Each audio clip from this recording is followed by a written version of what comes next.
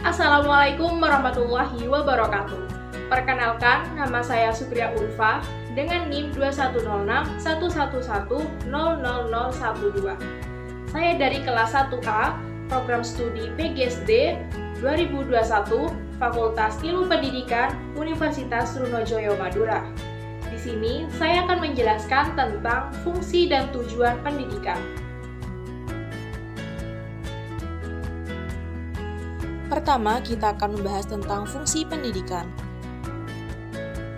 Di Indonesia, telah diatur di dalam Undang-Undang Nomor 20 Tahun 2003 pada Pasal 3 tentang Sistem Pendidikan Nasional, yaitu menyatakan bahwa pendidikan nasional berfungsi mengembangkan kemampuan dan membentuk watak serta peradaban bangsa yang bermartabat dalam rangka mencerdaskan kehidupan bangsa, bertujuan untuk berkembangnya potensi peserta didik agar menjadi manusia yang beriman dan bertakwa kepada Tuhan Yang Maha Esa, berakhlak mulia, sehat, berilmu, cakap, kreatif, mandiri, dan menjadi warga negara yang demokratis serta bertanggung jawab. Dari kajian antropologi dan sosiologi, ada 3 fungsi pendidikan, yaitu yang pertama, mengembangkan wawasan subjek didik mengenai dirinya dan alam di sekitarnya, sehingga akan timbul kemampuan menganalisis yang akan mengembangkan kreativitas dan produktivitas. Yang kedua, melestarikan nilai-nilai insani, baik secara individual maupun sosial. Yang ketiga, membuka pintu ilmu pengetahuan dan keterampilan yang sangat bermanfaat bagi kelangsungan dan kemajuan hidup, baik individu maupun sosial. Sedangkan fungsi pendidikan secara umum adalah menghilangkan segala sumber penderitaan rakyat dari kebodohan dan ketertinggalan, sehingga pendidikan memberi manfaat yang dapat dirasakan manusia dalam kehidupan sehari-hari. Dapat disimpulkan bahwa secara garis besar, fungsi pendidikan yaitu mengubah pola pikir manusia menuju kehidupan yang lebih baik. Selanjutnya, kita akan membahas tentang tujuan pendidikan. Untuk mencapai suksesnya pendidikan harus memiliki tujuan yang jelas sehingga prosesnya tidak sia-sia. Kali ini kita akan membahas 2 hal, yaitu yang pertama, tujuan pendidikan di Indonesia, dan yang kedua, tujuan pendidikan menurut para ahli. Tujuan pendidikan di Indonesia dibagi menjadi 4, yaitu tujuan umum, tujuan institusional, tujuan kurikuler, dan tujuan instruksional. Tujuan umum disebut juga dengan tujuan sempurna, tujuan akhir, atau tujuan bulat. Tujuan umum pendidikan di Indonesia terletak pada Pasal 3 Undang-Undang Nomor 20 Tahun 2003 yang tertulis bahwa tujuan pendidikan nasional yaitu untuk berkembangnya potensi peserta didik agar menjadi manusia yang bertakwa kepada Tuhan Yang Maha Esa, berakhlak mulia, sehat, berilmu, cakap, kreatif, mandiri, dan menjadi warga negara yang demokratis serta bertanggung jawab.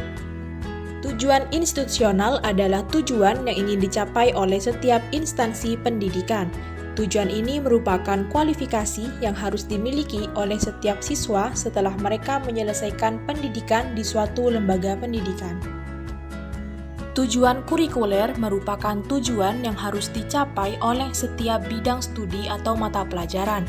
Tujuan kurikuler merupakan penjabaran dari tujuan institusional. Artinya, semua tujuan kurikuler yang ada pada suatu lembaga akan diarahkan untuk mencapai tujuan institusional yang bersangkutan. Tujuan instruksional merupakan tujuan yang dapat didefinisikan sebagai kemampuan yang harus dimiliki oleh peserta didik setelah mereka mempelajari bahasan tertentu dalam bidang studi tertentu dan dalam satu kali pertemuan. Tujuan instruksional dibagi menjadi 2, yaitu tujuan instruksional umum dan tujuan instruksional khusus. Tujuan instruksional umum merupakan tujuan pembelajaran yang sifatnya masih umum dan belum dapat menggambarkan tingkah laku yang spesifik. Contohnya, setelah melakukan pelajaran, siswa diharapkan dapat memahami perkalian dengan benar. Kata kerja memahami merupakan kata kerja yang bersifat umum karena pemahaman perkalian dapat ditafsirkan berbeda-beda. Sedangkan tujuan instruksional khusus merupakan penjabaran dari tujuan instruksional umum. Tujuan ini dirumuskan oleh guru dengan maksud agar tujuan instruksional umum tersebut dapat dispesifikan. Contohnya, siswa akan membuktikan dengan mendapatkan nilai ujian sempurna pada materi perkalian. Itulah tujuan pendidikan di Indonesia. Bagaimana dengan tujuan pendidikan menurut para ahli? Yaitu yang pertama menurut Herbert Spencer pada tahun 1860.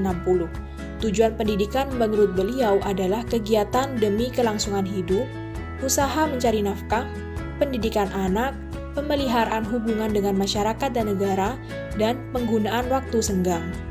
Sedangkan menurut Bloom CS, tujuan pendidikan dibagi menjadi 3, yaitu tujuan kognitif, tujuan afektif, dan tujuan psikomotor. Tujuan kognitif berkenaan dengan kemampuan individual mengenal sekitarnya yang meliputi perkembangan intelektual atau mental.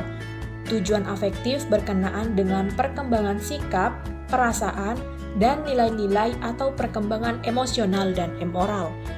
Yang ketiga, tujuan psikomotor berkenaan dengan keterampilan yang mengandung unsur motoris. Yang ketiga, menurut Dr. M.J. Linfield dari Belanda.